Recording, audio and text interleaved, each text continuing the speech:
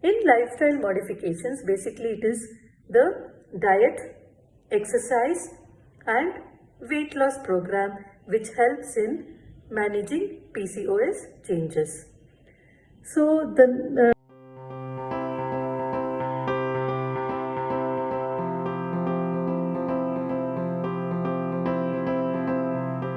Good evening friends, I am Dr. ARATHI SREEDHARA, Consultant Obstetrician and Laparoscopic Gynecologist practicing at Neha Specialty Clinic, Jayanagar, Bangalore. September being the PCOS Awareness Month, friends, just thought of brushing up few aspects on PCOS. What is PCOS? PCOS is nothing but polycystic ovarian syndrome.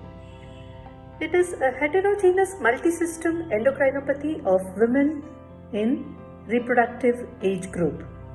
It was described way back in 1935 when it was called as Steen-Leventhal syndrome.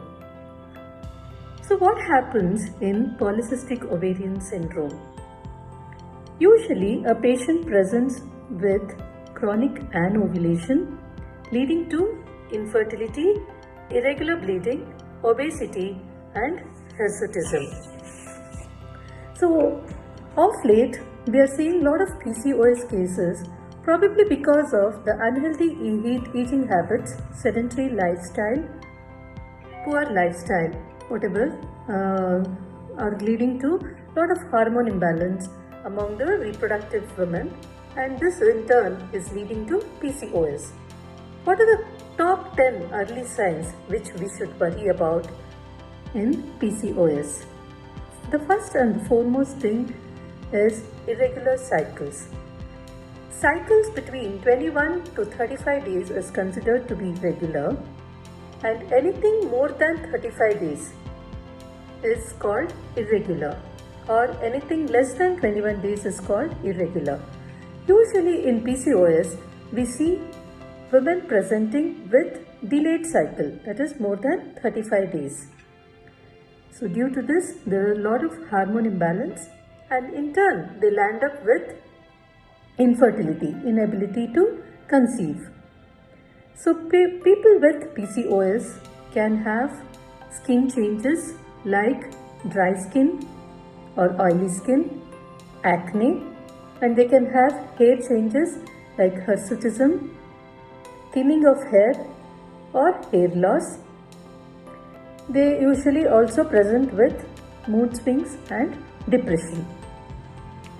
So it also has long-term sequelae, like they can get affected with type 2 diabetes, hypertension and increased risk of high blood pressure and high cholesterol, which can in turn lead to heart disease and stroke. Women with PCOS can present with excess weight gain, or it's the other way around. Whoever are obese can also land up with PCOS. It goes without saying that we also have patients with lean PCOS and obese PCOS. So excess weight gain can lead to conditions like sleep apnea syndrome, and chronic anovulation can lead to endometrial hyperplasia, in turn leading to increased chances of endometrial carcinoma. So friends, these are all few features of PCOS which we are worried about, and the moment these signs and symptoms are seen, immediately they have to be shown to the doctor and rectified at the earliest, so that we can prevent long-term sequelae of PCOS. So the pathophysiology of PCOS is actually poorly understood, but it can be because of the insulin resistance leading to hyperinsulinemia, which is seen in around 50 to 70% cases of PCOS. Obesity in PCOS leads to excess adipose tissue, and this in turn leads to increased secretion of leptin, adiponectin and cytokines, which interfere with insulin signaling pathways in liver and muscle, in turn leading to insulin resistance and hyperinsulinemia. because of this, we see various endocrinological changes like increase in the estrogen levels, LH-FSH ratio gets varied, then there can be reduced SHBG, increased testosterone, increased TSH, increased DHEA. So these are all few of the things which we notice in PCOS.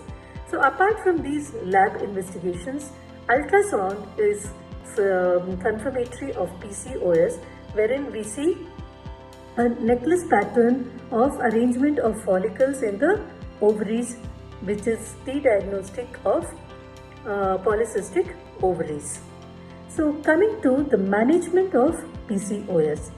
So the goal of the management is to cure menstrual irregularity, to treat hirsutism or infertility, to prevent long-term effect of this metabolic sequelae which occurs in women affected with PCOS. So, treating or diagnosing PCOS is not under one person.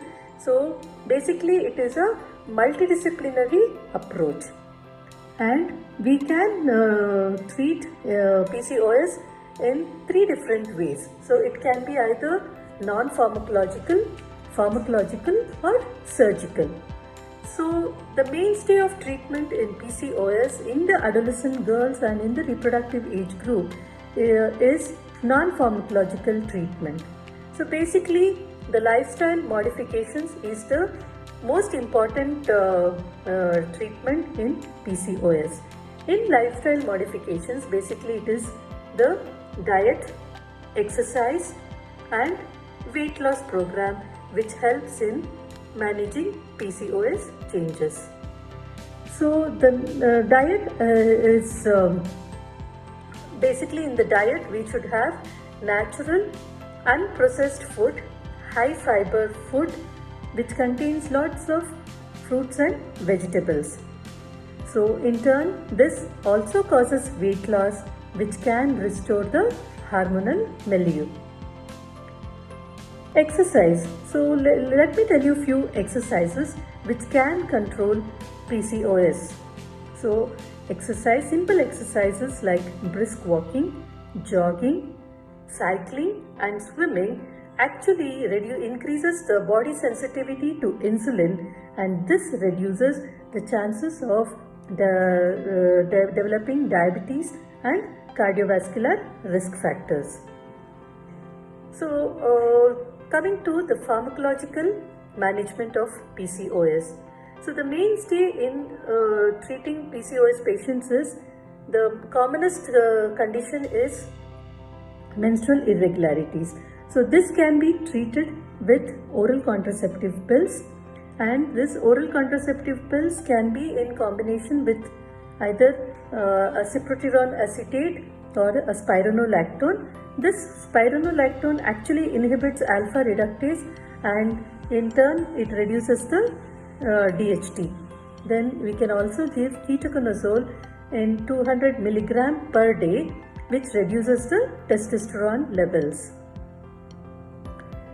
Then for hirsutism, acne, dermatological intervention may play a role once the cycles are regularized with oral contraceptive pills. If none of these, either the pharmacological or non-pharmacological methods are helping in treating PCOS, then finally the ultimatum is the surgical management, especially in infertile patients, wherein the hormonal changes, whenever there is PCOS, they have increased LH secretion, and this can be tackled by something called as laparoscopic ovarian drilling, wherein the excess LH secretion can be reduced. And if the medical therapy fails, or if there is hyperstimulation, or in infertile patients, or in patients with previous recurrent pregnancy loss, laparoscopic surgery is the mainstay of treatment in PCOS patients. The other surgical management is in obesity that is the bariatric surgery. So what are all the advantages of the surgical procedure involved in PCOS? So whenever we are doing a surgical procedure for PCOS, in infertile patients, we now not only do laparoscopic drilling, but also we can, at the same setting, chromoperturbation and tubal testing can also be performed. And other causes like endometriosis can be diagnosed. And it can be cost effective compared to IVF. It can reduce the androgen and LH production, and usually ovulation occurs in 80 to 90% and pregnancy occurs in 60 to 70% post drilling. But what are all the disadvantages? There can be adhesions post-operatively. There can be premature ovarian failure due to destruction of ovarian tissue if cautery is used. So, surgery also involves the anesthesia and laparoscopy complications.